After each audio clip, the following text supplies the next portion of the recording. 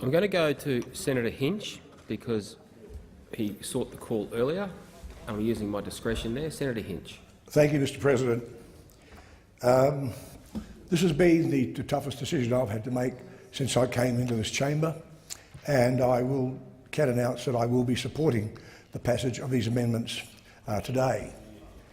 When we voted for it last December, I was mainly concerned with getting children off Nauru, and that has happened, and for that I congratulate the government eventually. But the medical aspects of it on Nauru and on Manus is what has swayed me here. I have been fully briefed by both sides of this parliament. I had a half-hour briefing with security forces this morning. I do have some doubts about some aspects of it. I'm glad that the 24 hours is pushed back, that the Labor Party amendments pushed that back, and it now goes to virtually 72 hours. If you add things onto it, it can get to 1 week.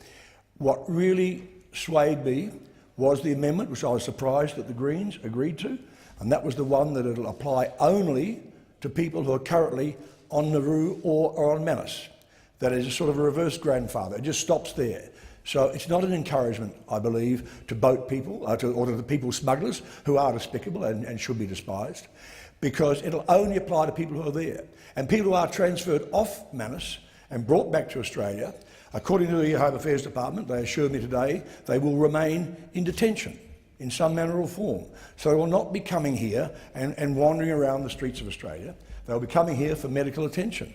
I will acknowledge that the government has spent a lot more money on medical facilities on Nauru and also at Manus, but there are conditions which cannot be taken care of there. The doctors who have worked there say there are some medical conditions and medical situations where they just cannot possibly be done there, and they should be brought here. And so I am still perplexed about some aspects of it, but I think, and I was quite happy to be accused of flip-flopping if I'd gone the other way, because what we voted for in December, according to the Secretary, the Solicitor General, might not even be constitutional. That was another aspect that came up yesterday.